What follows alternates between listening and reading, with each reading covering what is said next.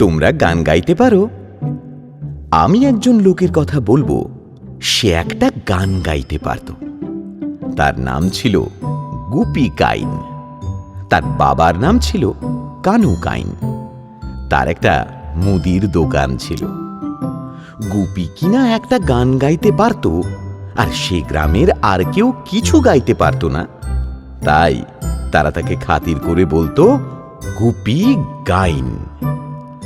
গুপি যদিও একটা বই গান জানত না, কিন্তু সেই একটা গান সে খুব করেই গাইত। সেটা না গেয়ে সে তিলেকও থাকতে পারত না, তার দম আটকে আসত। যখন সে ঘরে বসে গাইত, তখন তার বাবার দোকানের খদ্দের সব ছুটে পালাতো। যখন সে মাঠে গিয়ে গান গাইত, তখন মাঠের যত গরু সব দড়ি ছেড়ে ভাগত।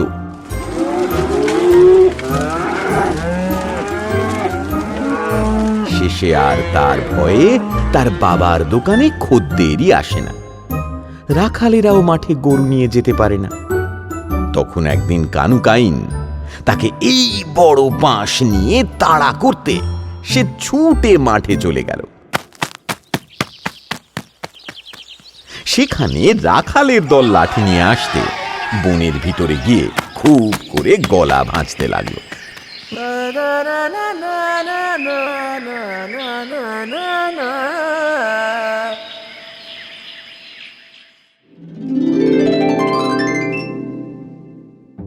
গুপিদের গ্রামের কাছেই আরেকটা গ্রামে একজন লোক থাকত। তার নাম ছিল পাঁচু পাইন। পাঁচুর ছেলেটির বড্ড ঢোলক বাজাবার শখ ছিল।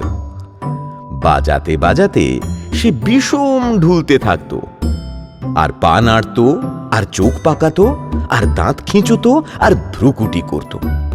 তার গ্রামের লোকেরা তা দেখে হাঁ করে থাকত আর বলতো, আহা আহা আহা হা হা হা হা। শেষে যখন হা হা হা হা বলে বাঘের মতো খেঁকিয়ে উঠত, তখন সকলে পালাবার ফাঁক না পেয়ে চিৎপাত হয়ে পড়ে যেত। তাই থেকে সকলে তাকে বলতো বাঘা বাইন।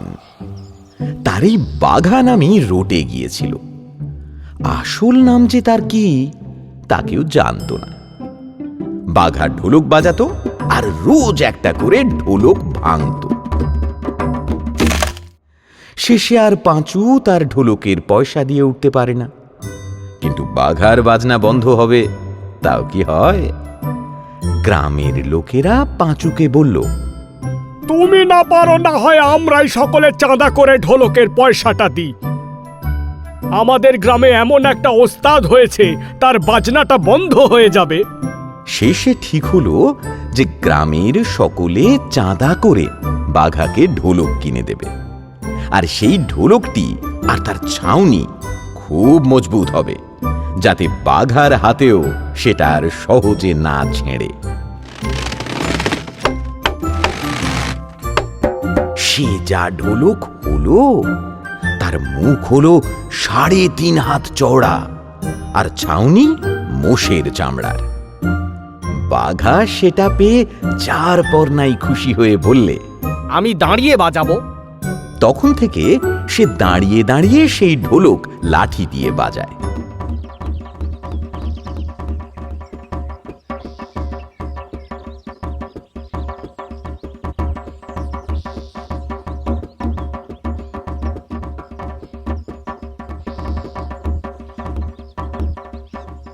দেড় মাস দিন রাত বাজিয়েও বাঘা সেটাকে ছিঁড়তে পারল না। ততদিনে তার বাজনা শুনে শুনে তার বাপ মা পাগল হয়ে গেল। গ্রামের লোকের মাথা ঘুরতে লাগলো। আর দিন কতক এইভাবে চললে কি হতো বলা যায় না।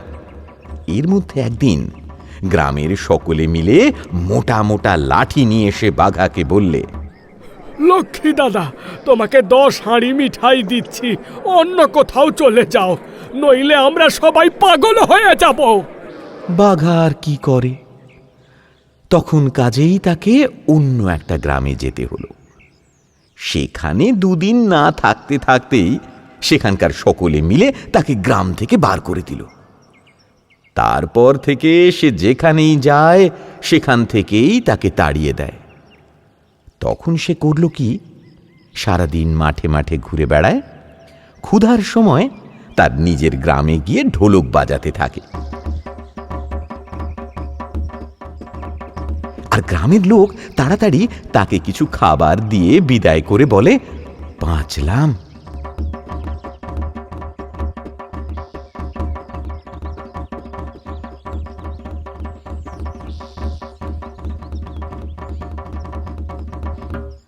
তারপর এমন হলো যে আর কেউ তাকে খেতে দেয় না। আর তার ঢোলকের আওয়াজ শুনলেই আশপাশের সকল গ্রামের লোক লাঠি নিয়ে আসে।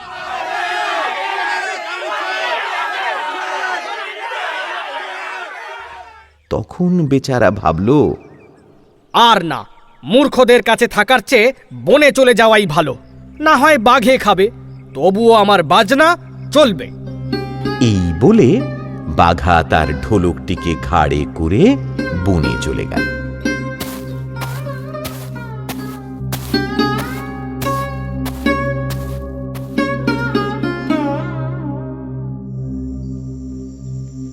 এখন বাঘার বেশ মজাই হয়েছে। এখন আর কেউ তার বাজনা শুনে লাঠি নিয়ে আসে না। বাঘে খাবে দূরে থাক, সে বনে বাঘ ভালুক কিছুই নেই, আছে খালি একটা ভয়ানক জানোয়ার। বাঘা আজও তাকে দেখতে পায়নি, শুধু দূর থেকে তার ডাক শুনে ভয়ে থরথরিয়ে কাঁপে আর ভাবে, বাবা গো, ওটা এলেই তো ঢোলক শুদ্ধ আমায় গিলে খাবে। সে ভয়ানক জানোয়ার কিন্তু কেউ নয়, সে গুপি গাইন। বাঘা যে ডাক শুনে কাঁপে, সে গুপির গলা ভাঁজা। গুপিও বাঘার বাজনা শুনে ভয় পায় আর বাঘারই মতো ভয়ে কাঁপে। শেষে একটু ভাবল, ওই বাবারি, এ বনে থাকলে কখন প্রাণটা যাবে, তার চেয়ে এই বেলা এখান থেকে পালাই।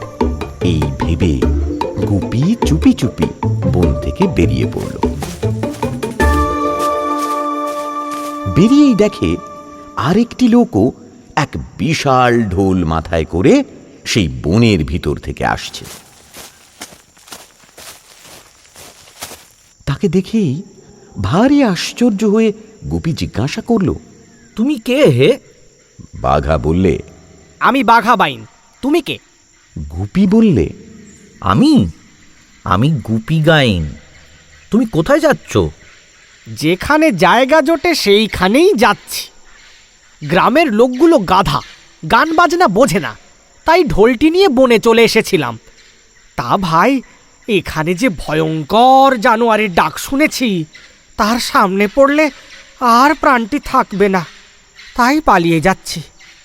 তাই তো, আমিও যে একটা জানোয়ারের ডাক শুনেই পালিয়ে যাচ্ছিলাম। আচ্ছা বলো তো, তুমি জানোয়ারটাকে কোথায় বসে ডাকতে শুনেছিলে? বনের পূর্ব ধারে বটগাছের তলায়। আচ্ছা, সে যে আমারই গান শুনেছ। সে কেন জানোয়ারের ডাক হবে? সেই জানোয়ারটা ডাকে বনের পশ্চিম ধারে হর্তুকি তলায় বসে। সে তো আমার ঢোলকের আওয়াজ, আমি যে ওইখানেই থাকতাম।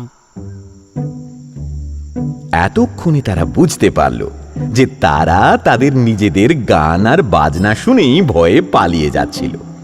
তখন যে দুজনার হাসি! অনেক হেসে তারপরে গুপি বললে, ভাই, আমি যেমন গাইন তেমনি তুমি বাইন। আমরা দুজনে জুটলে নিশ্চয়ই একটা কিছু করতে পারি। এ কথায় বাঘারও খুবই মত হলো। কাজেই তারা খানিক কথাবার্তার পর ঠিক করল যে তারা দুজনায় মিলে রাজা মশাইকে গান শোনাতে যাবে। রাজা মশাই যে তাতে খুব খুশি হবেন তাতে তো আর ভুলই নেই। চাই কি অর্ধেক রাজ্য বা মেয়ের সঙ্গে বিয়েও দিয়ে ফেলতে পারেন। গুপির আর বাঘার মনে এখন খুবই আনন্দ। তারা রাজাকে গান শোনাতে যাবে। দুজনে হাসতে হাসতে আর নাচতে নাচতে এক প্রকাণ্ড নদীর ধারে এসে উপস্থিত হল। সেই নদী পার হয়ে রাজবাড়ি যেতে হয়। নদীতে খেয়া আছে, কিন্তু নে পয়সা চায়। বেচারারা বন থেকে এসেছে, পয়সা কোথায় পাবে? তারা বলল, ভাই, আমাদের কাছে তো টাকা পয়সা নেই, আমরা না হয় তোমাদের গিয়ে বাজিয়ে শোনাবো, আমাদের পার করে দাও। তাতে খেয়ার চড়নদারেরা খুব খুশি হয়ে নেকে বলল, আমরা চাঁদা করে এদের পয়সা দেব, তুমি এদের তুলে লাও। বাঘার ঢোলটি দেখেই নেয়েরও বাজনা শুনতে ভারী স্বাদ হয়েছিল, কাজেই সে এক কথায় আর কোনো আপত্তি করল না। গুপিকে আর বাঘাকে তুলে নিয়ে নৌকো ছেড়ে দেওয়া হলো। নৌকো ভরা লোক, বসে বাজাবার জায়গা কোথায় হবে? অনেক কষ্টে সকলের মাঝখানে খানিকটা জায়গা হতে হতে নৌকো নদীর মাঝখানে এসে পড়ল। তারপর খানিক একটু গুনগুনিয়ে গুপি গান ধরল, বাঘা তার ঢোলকে লাঠি লাগালো।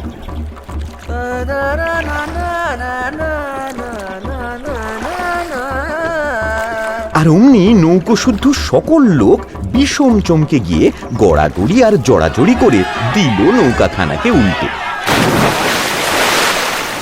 তখন তো আর বিপদের অন্ত নেই।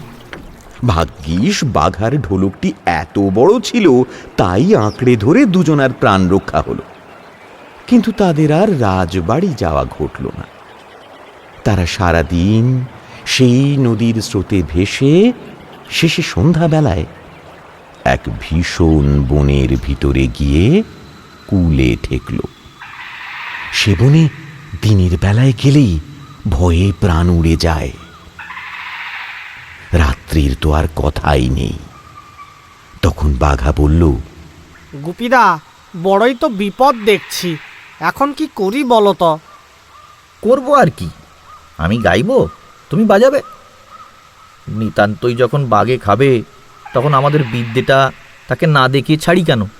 ঠিক বলেছ দাদা, মরতে হয় তো ওস্তাদ লোকের মতন মরি, পাড়া গেয়ে ভূতের মতো মরতে রাজি নই। এই বলে দুজনায় সেই ভিজা কাপড়েই প্রাণ খুলে গান বাজনা শুরু করলো।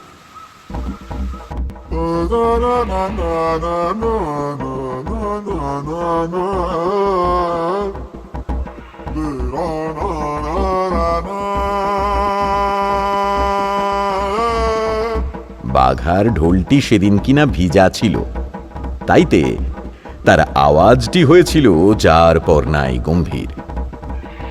আর গুপিও ভাবছিল এই তার শেষ গান, কাজেই তার গলার আওয়াজটিও খুবই গম্ভীর হয়েছে।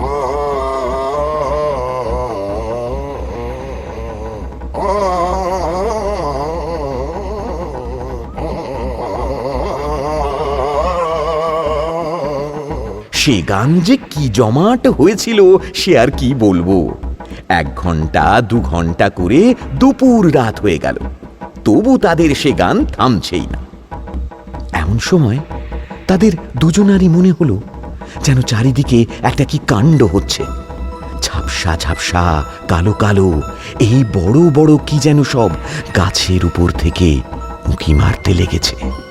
তাদের চোখগুলো জ্বলছে যেন আগুনের ভাঁটা, দাঁতগুলো বেরুচ্ছে যেন মূলোর সার। তা দেখে তখনই আপনা হতে বাঘার বাজনা থেমে গেল। তার সঙ্গে সঙ্গে দুজনার হাত পা গুটিয়ে, পিঠ বেঁকে, ঘাড় বসে, চোখ বেরিয়ে মুখ হাঁ করে এলো। তাদের গায়ে এমনি কাঁপুনি আর দাঁতে এমনি ঠকঠকি ধরে গেল যে আর তাদের ছুটে পালাবারও জোর হইল না। ভূতগুলি কিন্তু তাদের কিছু করল না। তারা তাদের গান বাজনা শুনে ভারী খুশি হয়ে এসেছে তাদের রাজার ছেলের বিয়েতে গুপির আর বাঘার বায়না করতে। গান থামতে দেখে তারা নাকি সুরে বলল, থামলি কেন বাপ, বাজা বাজা বাজা। এই কথায় গুপির আর বাঘার একটু সাহস হলো। তারা ভাবল, এ তো মন্দ মজা নয়, তবে একটু গেই দেখি না।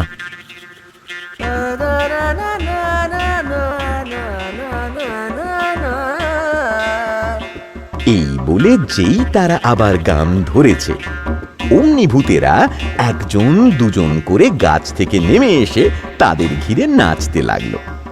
সে যে কি কাণ্ড কারখানা হয়েছিল সে কি না দেখলে বোঝবার জো আছে? গুপি আর বাঘা তাদের জীবনে আর কখনো এমন সমজদারের দেখা পায়নি। সে রাত এমনি ভাবেই কেটে গেল। ভোর হলে তো আর ভূতেদের বাইরে থাকবার জো নেই, কাজেই তার একটু আগেই তারা বলল, চল বাবা, মোদের গোদার বেটার বেতে তোদের খুশি করে দেব, তোদের খুশি করে দেব। গুপি বলল, আমরা যে রাজবাড়ি যাব। ভূতেরা বলল, সে যাবি এখন, আগে মোদের বাড়ি একটু গান বাজনা শুনিয়ে যা, তোদের খুশি করে দেব। কাজেই তখন তারা দুজনে ঢোল নিয়ে ভূতেদের বাড়ি চলল। সেখানে গান বাজনা যা হলো সে আর বলে কাজ নেই। তারপর তাদের বিদায় করবার সময় ভূতেরা বলল, তোরা কি চাস, কি চাস, কি চাস? গুপি বলল, আমরা এই চাই যে আমরা যেন গেয়ে বাজিয়ে সকলকে খুশি করতে পারি। তাই হবে, তাই হবে। তোদের গান বাজনা শুনলে আর সে গান শেষ হওয়ার আগে কেউ সেখান থেকে উঠে যেতে পারবে না। আর কি চাস, আর কি চাস, আর কি চাস? আর এই চাই যে আমাদের যেন খাওয়া পড়ার কষ্ট না হয়। এ কথায় ভূতেরা তাদের একটি থলে দিয়ে বলল, তোরা যখন যা খেতে বা পড়তে চাস এই থলের ভিতরে হাত দিলেই তাই পাবি। আর কি চাস, আর কি চাস, আর কি চাস? আর কি চাইবো তা তো বুঝতে পারছি না। তখন ভূতেরা হাসতে হাসতে তাদের দুজনকে দুজোড়া জুতো এনে দিয়ে বলল, এই জুতো পায়ে দিয়ে তোরা যেখানে যেতে চাইবি অমনি সেখানে গিয়ে হাজির হবি। তখন তো আর কোনো ভাবনাই রইল না। গুপি আর বাঘা ভূতদের কাছে বিদায় হয়ে সেই জুতো পায়ে দিয়েই বলল, তবে আমরা এখন রাজবাড়ি যাব। অমনি সেই ভীষণ বন কোথায় যেন মিলিয়ে গেল। গুপি আর বাঘা দেখল তারা দুজনে একটা প্রকাণ্ড বাড়ির ফটকের সামনে দাঁড়িয়ে আছে। এত বড় আর এমন সুন্দর বাড়ি তারা তাদের জীবনে কখনো দেখেনি। তারা তখনই বুঝতে পারল যে এ রাজবাড়ি। কিন্তু এর মধ্যে ভারী একটা মুশকিল হলো। রাজবাড়ির ফটকে যমদূতের মতো কতগুলো দরোয়ান দাঁড়িয়েছিল। তারা গুপি আর বাঘাকে সেই ঢোল নিয়ে আসতে দেখেই দাঁত খিঁচিয়ে বলল, আইয়ো কাহা যাতা হয়? গুপি থতমত খেয়ে বলল, বাবা, আমরা রাজামশাইকে গান শোনাতে এসছি। তাতে দরোয়ানগুলো আরো বিষম চটে গিয়ে লাঠি দেখিয়ে বলল, ভাগো হিয়া সে। গুপিও তখন নাক সিঁটকিয়ে বলল, ইস, আমরা তো রাজার কাছে যাবই। বলতেই অমনি সেই জুতোর গুণে তারা তৎক্ষণাৎ গিয়ে রাজামশাইয়ের সামনে উপস্থিত হল।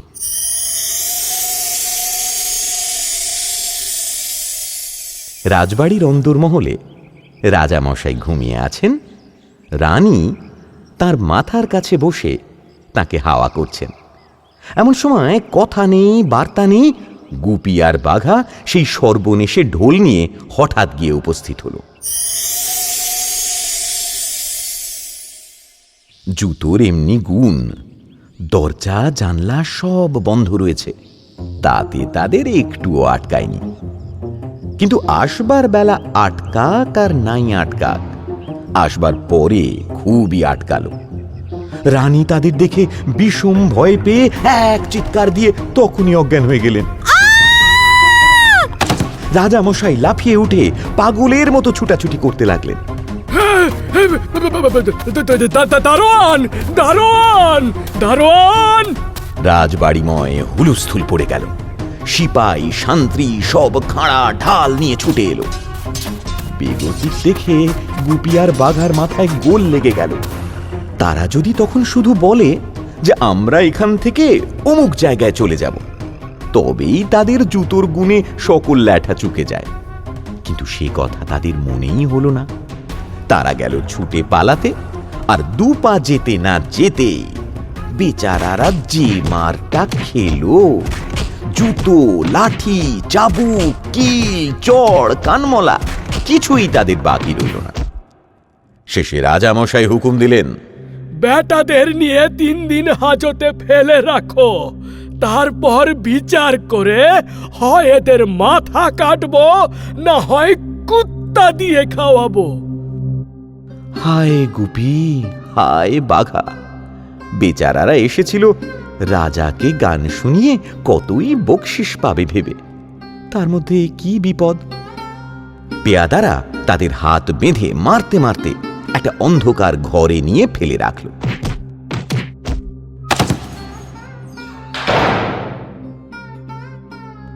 সেখানে পড়ে বেচারারা একদিন আর গায়ের ব্যথায় নড়তে চড়তে পারল না। তাতে তেমন দুঃখ ছিল না, কিন্তু বাঘার ঢোলটি যে গেল সেই হলো সর্বনাশের কথা। বাঘা বুক মাথা চাপড়িয়ে ভেউ ভেউ করে কাঁদছে আর বলছে, ও গুপিদা, ও ও, ও, ও, আরে আরে ও গুপিদা, মার খেলাম, প্রাণ যাবে, তাতে দুঃখ নেই, কিন্তু দাদা, আমার আমার ঢোলকটি যে গেল। গুপির কিন্তু ততক্ষণে মাথা ঠান্ডা হয়ে এসেছে। সে বাঘার গায়ে মাথায় হাত বুলিয়ে বলল, ভয় কি দাদা, ঢোল গিয়েছে, জুতো আর থলে তো আছে। আমরা নিতান্ত বেকুব, তাই এতগুলো মার খেলাম। যা হোক, যা হবার হয়ে গিয়েছে, এখন এর ভেতর থেকে একটা মজা করে নিতে হবে। বাঘা এ কথায় একটু শান্ত হয়ে বলল, কি মজা হবে দাদা? আগে তো খাবার মজাটা করে নিন, তারপর অন্য মজার কথা ভেবে দেখব এখন। এই বলে সেই ভূতের দেওয়া থলির ভিতর হাত দিয়ে বলল, দাও তো দেখি 1 হাঁড়ি পোলাও। অমনি একটা সুগন্ধ যে বেরুলো, তেমন পোলাও রাজারাও সচরাচর খেতে পান না। আর সে কি বিশাল হাঁড়ি! গুপি কি সেটা থলির ভিতর থেকে তুলে আনতে পারে? যা হোক, কোনো মতে সেটাকে বার করে এনে তারপর থলিকে বলল, ভাজা, ব্যঞ্জন, চাটনি, মিঠাই, দই, রাবড়ি, শরবত শিগগির শিগগির দাও। দেখতে দেখতে খাবার জিনিসে আর সোনার উপর বাসনে ঘর ভরে গেল। 2 জন লোকে আর কত খাবে? সে অপূর্ব খাবার খেয়ে তাদের গায়ের ব্যথা কোথায় চলে গেল তারা ঠিক নেই। তখন বাঘা বলল, দাদা, চলো এই বেলা এখান থেকে পালাই, নইলে শেষে কুত্তা দিয়ে খাওয়াবে। পাগল হয়েছ নাকি? আমাদের এমন জুতো থাকতে কুত্তা দিয়ে খাওয়াবে? দেখাই যাক না কি হয়। এই কথায় বাঘা খুব খুশি হলো। সে বুঝতে পারল যে গুপিদা একটা কিছু মজা করবে। 2 দিন চলে গেল, আর 1 দিন পরেই রাজা তাদের বিচার করবেন। বিচারের দিন রাত থাকতে উঠে গুপি থলের ভিতর হাত দিয়ে বলল, আমাদের দুজনের এখন রাজপোশাক চাই।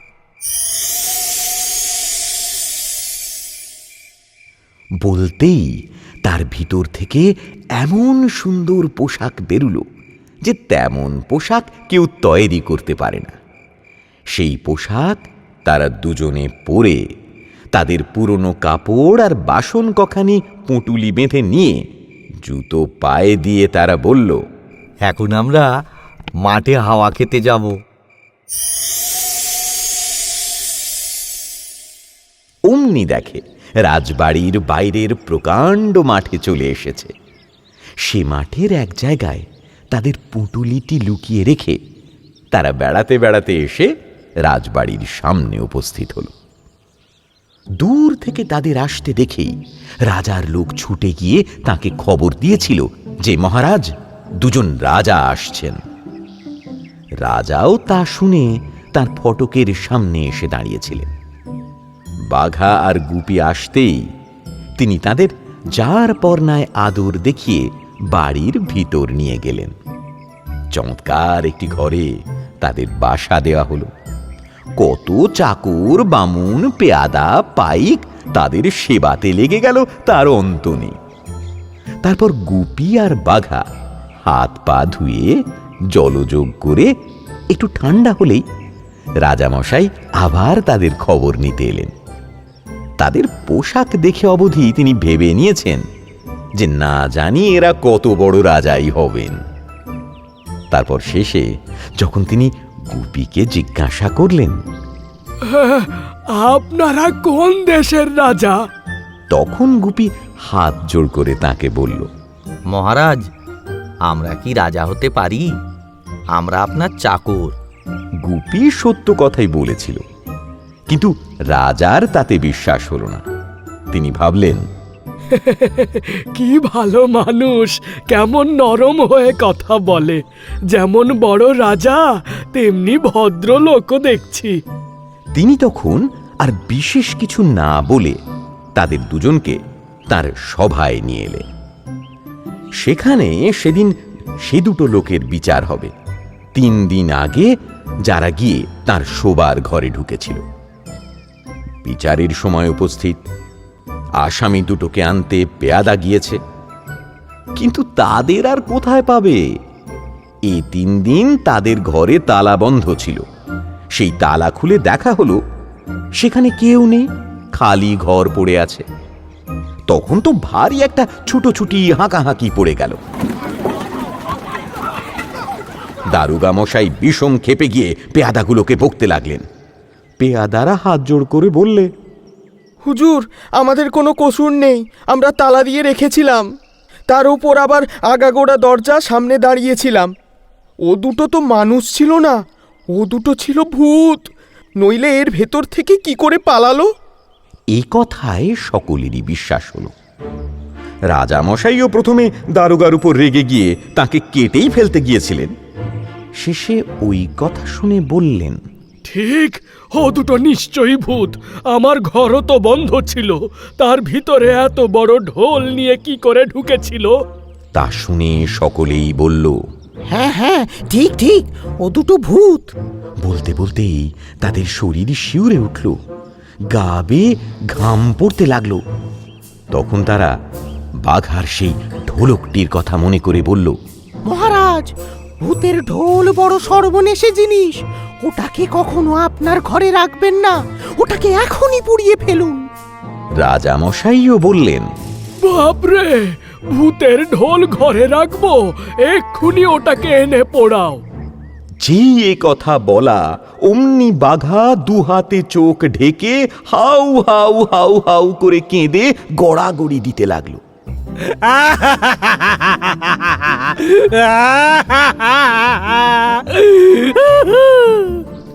সেদিন বাঘাকে নিয়ে গুপির কি মুশকিলই হয়েছিল। ঢোল পোড়াবার নাম শুনেই বাঘা কাঁদতে আরম্ভ করেছে। ঢোল এনে তাতে আগুন ধরিয়ে দিলে না জানি সে কি করবে। তখন সেটা যে তারই ঢোল, সে কথা কি আর বাঘা সামলে রাখতে পারবে? কি সর্বনাশ! এখন বুঝি ধরা পড়ে প্রাণটাই হারাতে হয়। গুপির বড়ই ইচ্ছা হচ্ছিল যে বাঘাকে নিয়ে ছুটে পালায়, কিন্তু তার তো আর জো নেই। সভায় বসবার সময় যে সেই জুতোগুলো পা থেকে খুলে রাখা হয়েছে। এদিকে কিন্তু বাঘার কাণ্ড দেখে সভাময় এক বিষম হুলুস্থুলু পড়ে গেছে। সবাই ভাবছে বাঘার নিশ্চয়ই একটা ভারী অসুখ হয়েছে, আর সে বাঁচবে না। রাজবাড়ির বদ্যি ঠাকুর এসে বাঘার নাড়ি দেখে যার পর নাই গম্ভীরভাবে মাথা নাড়লেন। বাঘাকে খুব করে জোলাপের ওষুধ খাইয়ে তার পেটে বেলেস্তারা লাগিয়ে দেওয়া হলো। তারপর বদ্যি ঠাকুর বললেন, এতে যদি বেদনা না সারে তবে পিঠে আর একটা, তাতেও না সারলে দুপাশে আর 2টো বেলেস্তারা লাগাতে হবে। এ কথা শুনেই বাঘার কান্না তৎক্ষণাৎ থেমে গেল। তখন সকলে ভাবল যে বদ্যি ঠাকুর কি চমৎকার ওষুধই দিয়েছেন, দিতে দিতেই বেদনা সেরে গেছে। যা হোক, বাঘা যখন দেখল যে তার কান্নাতে ঢোল পোড়াবার কথাটা চাপা পড়ে গেছে, তখন সেই বেলেস্তারার বেদনার ভিতরে তার মনটা কতক ঠান্ডা হলো। রাজামশাই তখন তাকে খুব যত্নের সহিত তার ঘরে শুইয়ে রেখে এলেন। গুপি তার কাছে বসে তার বেলেস্তারায় হাওয়া করতে লাগল।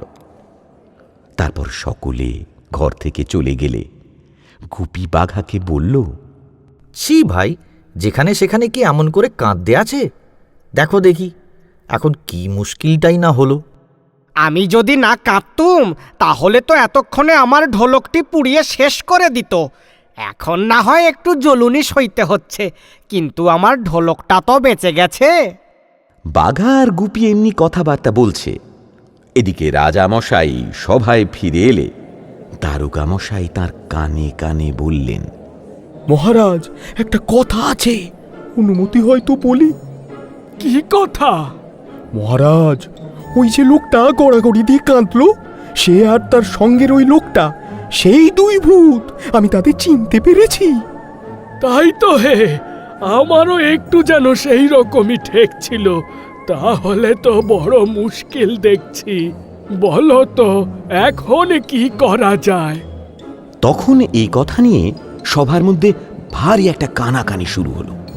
কেউ বলল, রোজা ডাকো, ও দুটোকে তাড়িয়ে দিক। আরেকজন বলল, রোজা যদি তাড়াতে না পারে তখন তো সে দুটো খেপে গিয়ে একটা বিষম কিছু করতে পারে। তার চেয়ে কেন রাত্রে ঘুমের ভেতরে ও দুটোকে পুড়িয়ে মারুন না। এই কথাটা সকলেরই খুব পছন্দ হলো, কিন্তু এর মধ্যে একটু মুশকিল এই দেখা গেল যে ভূতদের পোড়াতে গেলে রাজবাড়িতেও তখন আগুন ধরে যেতে পারে। শেষে অনেক যুক্তির পর এই স্থির হলো যে একটা বাগান বাড়িতে তাদের বাসা দেওয়া হবে। বাগান বাড়ি পুড়ে গেলেও বিশেষ ক্ষতি হবে না। রাজামশাই বললেন, সেই ঢোলকটাকেও তাহলে সেই বাগান বাড়িতে নিয়ে রাখা যাক। বাগান বাড়ি পোড়াবার সময় একসঙ্গে সকল আপদ চুকে যাবে।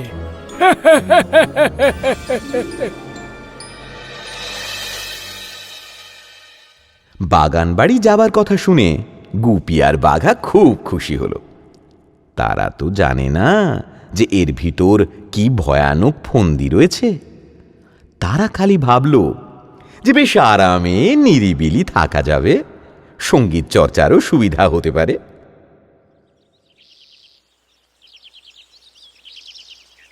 জায়গাটি খুবই নিরিবিলি আর সুন্দর। বাড়িটি কাঠের, কিন্তু দেখতে চমৎকার। সেখানে গিয়ে দেখতে দেখতে বাঘা ভালো হয়ে গেল। তখন গুপি তাকে বলল, ভাই, আর এখানে থেকে কাজ কি? চলো আমরা এখান থেকে চলেই যাই। দাদা, এমন সুন্দর জায়গায় তো আর থাকতে পাবো না। দুদিন এখানে রইলাম বা। আহা, আমার ঢোলকটি যদি থাকতো। সেদিন বাঘা বাড়ির এঘর ওঘর ঘুরে বেড়াচ্ছে। গুপি বাগানের এক জায়গায় বসে গুনগুন করছে। এমন সময় হঠাৎ বাঘা ভয়ানক চেঁচামেচি করে উঠল। তার সকল কথা বোঝা গেল না, খালি গুপিদা, ও গুপিদা, গুপিদা। ডাকটা খুবই শোনা যেতে লাগলো। গুপি তখন ছুটে এসে দেখল যে বাঘা তার সেই ঢোলকটা মাথায় করে পাগলের মতো নাচছে আর যা তা আবোল তাবোল বলতে বলতে চেঁচাচ্ছে। গুপিদা, গুপিদা গো, ও গুপিদা। ঢোলক পেয়ে তার এত আনন্দ হয়েছে যে সে আর কিছুতেই স্থির হতে পারছে না, গুছিয়ে কথাও বলতে পারছে না। এমনি করে প্রায় আধ ঘন্টা চলে গেলে পর বাঘা একটু শান্ত হয়ে বলল, গুপিদা, দেখছো কি? এই ঘরে আমার ঢোলকটি। আর কি মজা! বলে আবার সে মিনিট দশে খুব নেচে নিল।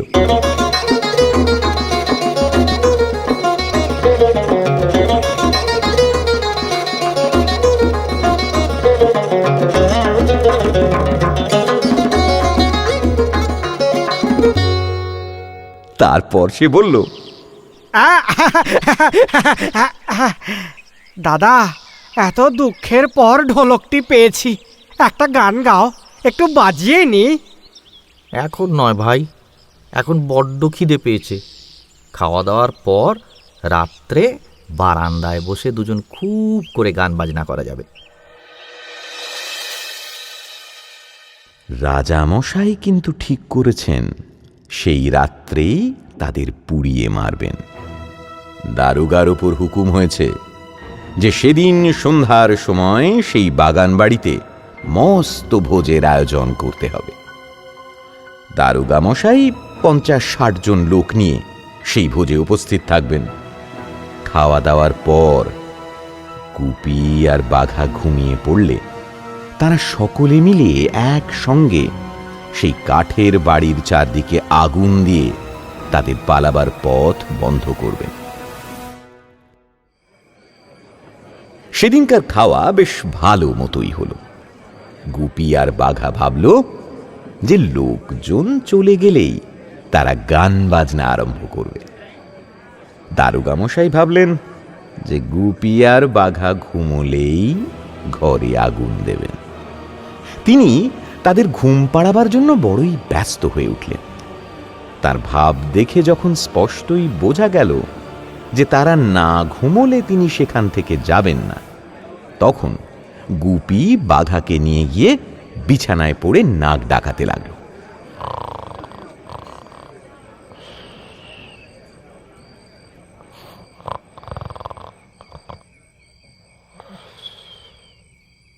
একটু পরেই গুপি আর বাঘা দেখল যে লোকজন সব চলে গেছে, আর কারো সাড়া শব্দ নেই। তারপর আর একটু দেখে যখন মনে হলো যে বাগান একেবারে খালি হয়ে গেছে, তখন তারা দুজনে বারান্দায় এসে ঢোল বাজিয়ে গান জুড়ে দিল।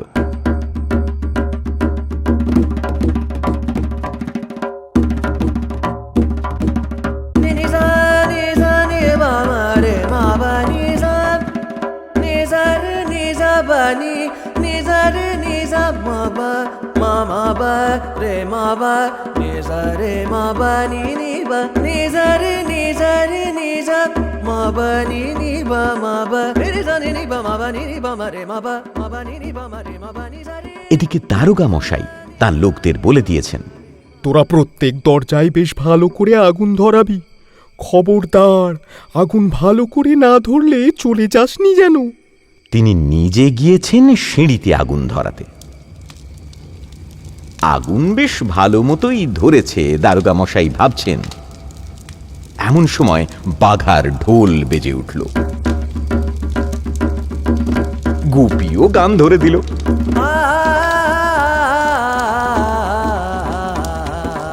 তখন আর দারোগা মশাই বা তাঁর লোকদের কারো সেখান থেকে নড়বার জোর হইল না। সকলকেই পুড়ে মরতে হল।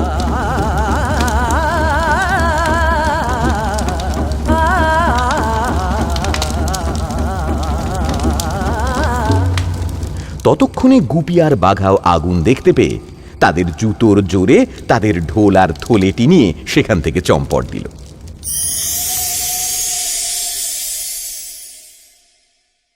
সেদিনকার আগুনে দারোগা মশাই তো পুড়ে মারা গিয়েছিলেনই, তার দলের অতি অল্প লোকই বেঁচেছিল। সেই লোকগুলো গিয়ে রাজামশাইকে এই ঘটনার খবর দিতে তার মনে বড়ই ভয় হল।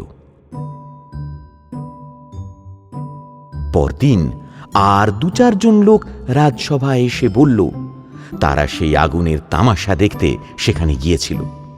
তারা তখন ভারী আশ্চর্য রকমের গান বাজনা শুনেছে, আর ভূত দুটোকে শূন্যে উড়ে পালাতে স্বচক্ষে দেখেছে। তখন যা রাজামশাইয়ের কাঁপুনি, সেদিন তার সভা করা হলো না। তিনি তাড়াতাড়ি বাড়ির ভিতরে এসে ভূতের ভয়ে দরজা এঁটে লেপ মুড়ি দিয়ে শুয়ে রইলেন। 1 মাসের ভিতরে আর বাইরে এলেন না।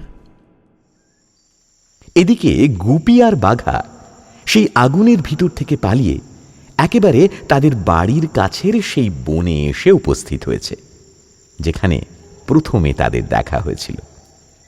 তাদের বড় ইচ্ছা যে এত ঘটনার পর একবার তাদের মা বাপকে দেখে যায়।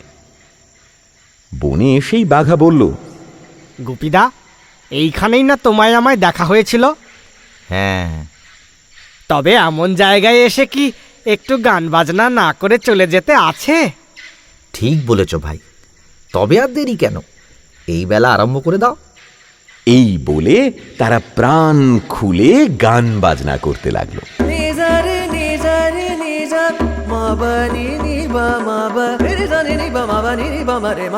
এর মধ্যে এক আশ্চর্য ঘটনা হয়েছে। একদল ডাকাত হাল্লার রাজার ভাণ্ডার লুটে তার ছোট ছেলে দুটিকে শুদ্ধ চুরি করে নিয়ে পালিয়ে এসেছিল।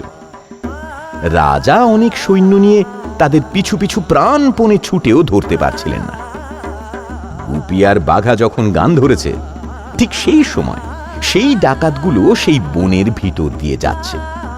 কিন্তু সে গান একবার শুনলে তো আর তার শেষ অবধি না শুনে চলে যাওয়ার জো নেই। কাজেই ডাকাতদের তখনই সেখানে দাঁড়াতে হলো। সারা রাত্রের ভিতরে আর সে গান বাজনাও থামল না। ডাকাতদেরও সেখান থেকে যাওয়া ঘটল না।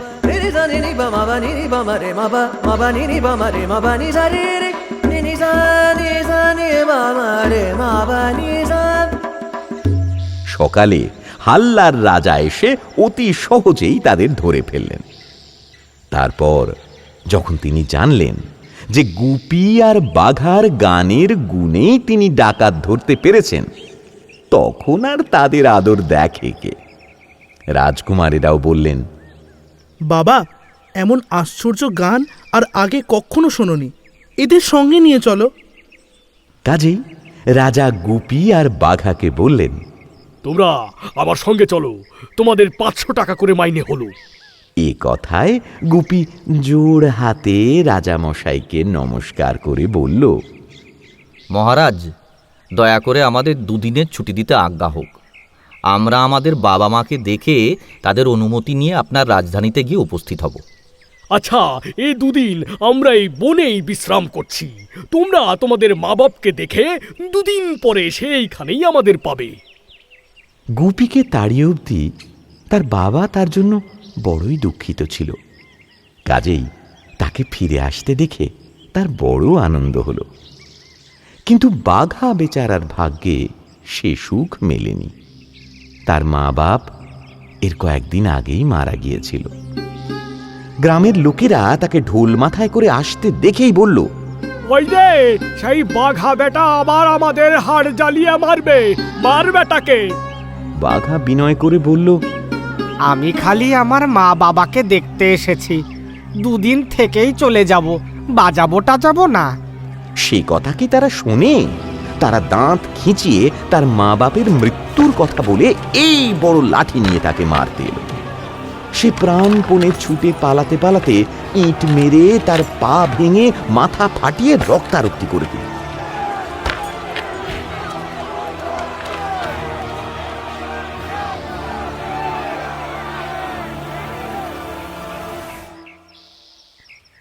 গুপি তাদের ঘরের দাওয়ায় বসে তার বাপের সঙ্গে কথা বলছিল। এমন সময় সে দেখল যে বাঘা পাগলের মতো হয়ে খোঁড়াতে খোঁড়াতে ছুটে আসছে। তার কাপড় ছিঁড়ে ফালি ফালি আর রক্তে লাল হয়ে গেছে। অমনি সে তাড়াতাড়ি বাঘার কাছে ছুটে গিয়ে জিজ্ঞাসা করল, কি হয়েছে? তোমার এই দশা কেন? গুপিকে দেখেই বাঘা এক গাল হেসে ফেলেছে। তারপর সে হাঁপাতে হাঁপাতে বলল, দাদা, বড্ড বেঁচে এসেছি। মূর্খগুলো আর একটু হলেই আমার ঢোলটি ভেঙে দিয়েছিল। গুপিদের বাড়ি এসে গুপির যত্নে আর তার মা বাপের আদরে বাঘার 2 দিন যতটা সম্ভব সুখেই কাটল। 2 দিন পরে গুপি তার মা বাপের কাছ থেকে বিদায় নেওয়ার সময় বলে গেল, তোমরা সব তৈরি হয়ে থাকবে, আমি আবার ছুটি পেলেই এসে তোমাদের নিয়ে যাব। তারপর কয়েক মাস চলে গিয়েছে। গুপি আর বাঘা এখন হাল্লার রাজার বাড়িতে পরম সুখে বাস করে। দেশে বিদেশে তাদের নাম রটে গিয়েছে। এমন ওস্তাদ আর কখনো হয়নি, হবেও না। রাজামশাই তাদের ভারী ভালোবাসেন। তাদের গান না শুনে একদিনও থাকতে পারেন না। নিজের দুঃখ সুখের কথা সব গুপির কাছে বলে। একদিন গুপি দেখল রাজামশাইয়ের মুখখানি বড়ই মলিন। তিনি ক্রমাগতই যেন কি ভাবছেন, যেন তার কোনো বিপদ হয়েছে। শেষে একবার তিনি গুপিকে বললেন, গুপি, বড় মুশকিলে পড়েছি, কি হবে জানি না। শুন্ডির রাজা আমার রাজ্য কেড়ে নিতে আসছে। শুন্ডির রাজা হচ্ছেন সেই তিনি যিনি গুপি আর বাঘাকে পুড়িয়ে মারতে চেয়েছিলেন। তার নাম শুনে গুপির মনে একটা চমৎকার মতলব এলো। সে তখন রাজামশাইকে বলল, মহারাজ, এর জন্য আপনি কোনো চিন্তা করবেন না। আপনার এই চাকরকে হুকুম দিন, আমি এর থেকে একটা হাসির কাণ্ড করে দেব। গুপি, তুমি গাইয়ে বাজিয়ে মানুষ, যুদ্ধের ধারও ধারণা, তার কিছু বোঝো না। শুন্ডির রাজার বড় ভারী ফৌজ, আমি কি তার কিছু করতে পারি? মহারাজ, হুকুম পেলে একবার চেষ্টা করে দেখতে পারি, ক্ষতি তো কিছু হবে না। তোমার যা ইচ্ছা তাই তুমি করতে পারো। এ কথায় গুপি যার পর নাই খুশি হয়ে বাঘাকে ডেকে পরামর্শ করতে লাগল। গুপি আর বাঘা সেদিন অনেকক্ষণ ধরে পরামর্শ করেছিল। বাঘার তখন কতই উৎসাহ।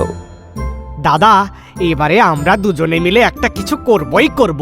আমার শুধু এক কথায় একটু ভয় হচ্ছে, হঠাৎ যদি প্রাণ নিয়ে পালাবার দরকার হয়, তবে হয়তো আমি জুতোর কথা ভুলে গিয়ে সাধারণ লোকের মতো কষে ছুট দিতে যাব আর মার খেয়ে সারা হব। এমনি করে দেখো না, সেবারে আমার গাঁয়ের মূর্খগুলোর হাতে আমার কি দশা হলো। যা হোক, গুপির কথায় বাঘার সে ভয় কেটে গেল। আর পরদিন থেকেই তারা কাজে লাগলো। দিন কতক ধরে রোজ রাত্রে তারা শুন্ডি চলে যায় আর রাজবাড়ির আশপাশে ঘুরে সেখানকার খবর নেয়। যুদ্ধের আয়োজন যা দেখতে পেল সে বড়ই ভয়ঙ্কর। এই আয়োজন নিয়ে এরা হাল্লায় গিয়ে উপস্থিত হলে আর রক্ষা নেই। রাজার ঠাকুর বাড়িতে রোজ মহা ধুমধামে পুজো হচ্ছে। 10 দিন এমনিতর পুজো দিয়ে ঠাকুরকে খুশি করে তারা হাল্লায় রওনা হবে। গুপি আর বাঘা এর সবই দেখল। তারপর একদিন তাদের ঘরে বসে দরজা এঁটে সেই ভূতের দেওয়া থলিটিকে বলল, নতুন ধরনের মিঠাই চাই, খুব সরেস। সে কথায় থলির ভিতর থেকে মিঠাই যা বেরোলো সে আর বলবার নয়। তেমনি মিঠাই কেউ খায়নি, চোখেও দেখেনি। সেই মিঠাই নিয়ে বাঘা আর গুপি শুন্ডির রাজার ঠাকুর বাড়ির বিশাল মন্দিরের চূড়োয় গিয়ে বসল।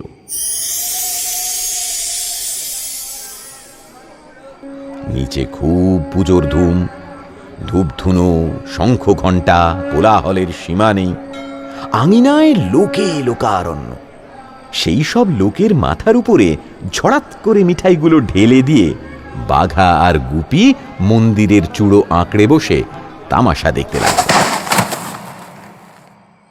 অন্ধকারের মধ্যে সেই ধূপ ধুনো আর আলোর ধোঁয়ার ভিতর দিয়ে কেউ তাদের দেখতে পেল না। মিঠাইগুলো আঙিনায় পড়তেই অমনি কোলাহল থেমে গেল। অনেকে লাফিয়ে উঠল, কেউ কেউ চেঁচিয়ে ছুটও দিল।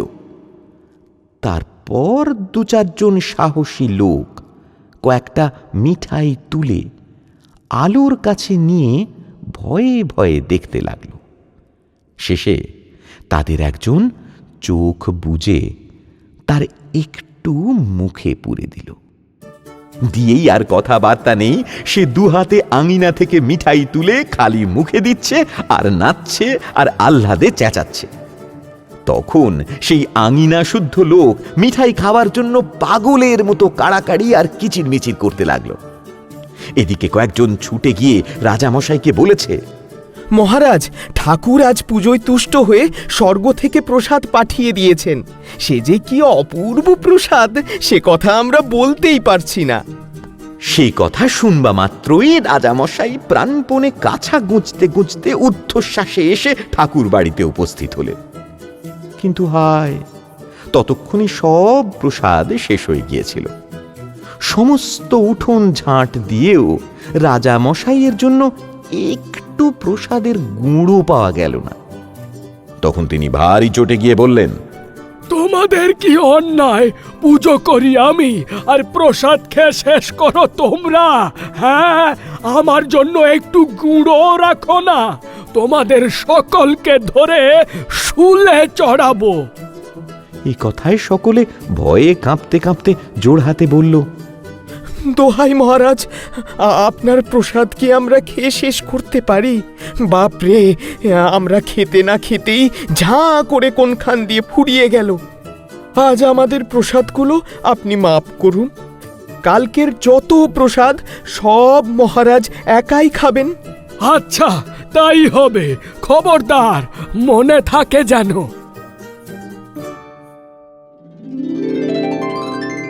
পরদিন রাজামশাই প্রসাদ খাবেন, তাই এক প্রহর বেলা থাকতেই তিনি ঠাকুর বাড়ির আঙিনায় এসে আকাশের পানে তাকিয়ে বসে আছেন। আর সকলে ভয়ে ভয়ে একটু দূরে বসে তাকে ঘিরে তামাশা দেখছে। আর পুজোর ঘটা অন্য দিনের চেয়ে শতগুণ। সবাই ভাবছে দেবতা তাতে খুশি হয়ে রাজামশাইকে আরো ভালো প্রসাদ দেবেন।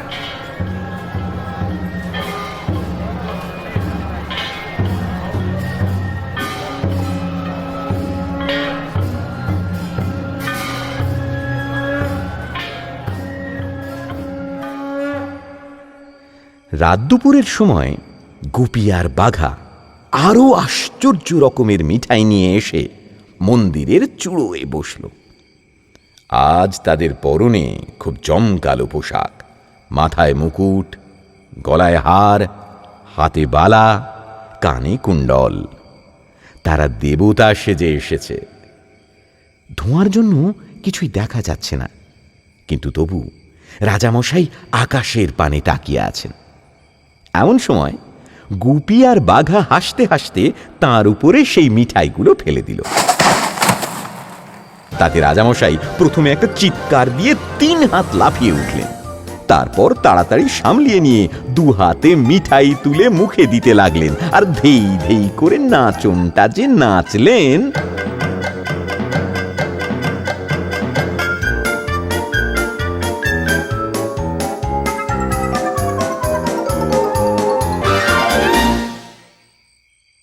এমন সময় গুপি আর বাঘা হঠাৎ মন্দিরের চূড়ো থেকে নেমে এসে রাজার সামনে দাঁড়ালো। তাদের দেখে সকলে ঠাকুর এসেছেন, ঠাকুর এসেছেন বলে কে আগে গড় করবে ভেবে ঠিক পায় না।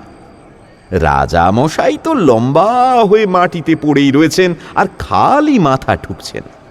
গুপি তাকে বলল, মহারাজ, তোমার নাচ দেখে আমরা বড়ই তুষ্ট হয়েছি। এসো, তোমার সঙ্গে কোলাকুলি করি। রাজা তা শুনে যেন হাতে স্বর্গ পেলেন। দেবতার সঙ্গে কোলাকুলি, সে কি কম সৌভাগ্যের কথা? কোলাকুলি আরম্ভ হল। সকলে জয় জয় বলে চেঁচাতে লাগলো। সেই অবসরে গুপি আর বাঘা রাজা মশাইকে খুব করে জড়িয়ে ধরে বলল, এখন তবে আমাদের ঘরে যাব। বলতে বলতেই তারা তাকে শুদ্ধ একেবারে এসে তাদের নিজের ঘরে উপস্থিত। ঠাকুর বাড়ির আঙিনায় সেই লোকগুলো অনেকক্ষণ ধরে হাঁ করে আকাশের পানে চেয়ে রইল। তারপর যখন রাজা মশাই আর ফিরলেন না, তখন তারা যে যার ঘরে এসে বলল, কি আশ্চর্যই দেখলাম! রাজা মশাই সশরীরে স্বর্গে গেলেন। দেবতারা নিজে তাকে নিতে এসেছিলেন। এদিকে রাজামশাই গুপি আর বাঘার কোলে অজ্ঞান হয়ে গিয়েছিলেন। তাদের ঘরে এসেও অনেকক্ষণ তার জ্ঞান হয়নি। ভোরের বেলায় তিনি চোখ মেলে দেখলেন যে সেই 2 ভূত তার মাথার কাছে বসে আছে। অমনি তিনি তাদের পায়ে পড়ে কাঁপতে কাঁপতে বললেন, দোহাই বাবা, আমাকে খেও না। আমি 200 মোষ মেরে তোমাদের পুজো করব। গুপি বলল, মহারাজ আপনার কোনো ভয় নেই, আমরা ভূত নই, আপনাকে খেতেও যাচ্ছি না। রাজামশাইয়ের কিন্তু তাতে একটু ভরসা হলো না। তিনি আর কোনো কথা না বলে মাথা গুঁজে বসে কাঁপতে লাগলেন। এদিকে বাঘা এসে হাল্লার রাজাকে বলল, কাল রাতে আমরা শুন্ডির রাজাকে ধরে এনেছি, এখন কি আজ্ঞা হয়? দুই রাজায় যখন দেখা হলো তখন শুন্ডির রাজা বুঝতে পারলেন যে তাকে ধরে এনেছে। হাল্লা জয় করা তো তাঁর ভাগ্যে ঘটলই না, এখন প্রাণটিও যাবে। কিন্তু হাল্লার রাজা তাকে প্রাণে না মেরে শুধু তার রাজ্যই কেড়ে নিলেন। তারপর তিনি গুপি আর বাঘাকে বললেন, তোমরাই আমাকে বাঁচিয়েছ, নইলে হয়তো আমার রাজ্যও যেত, প্রাণও যেত। আমি আর তোমাদের কি উপকার করতে পারি? শুন্ডি রাজ্যের অর্ধেক আর আমার 2টি কন্যা তোমাদের দুজনকে দান করলাম। তখন খুবই একটা ধুমধাম হলো।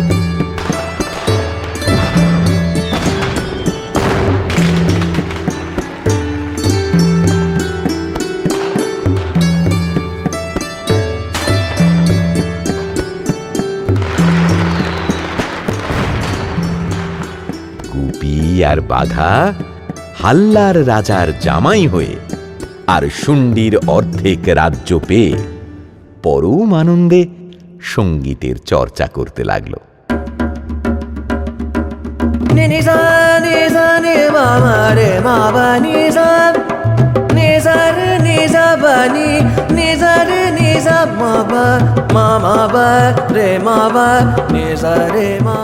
গুপির মা বাপের মান্য আর সুখ তখন দেখে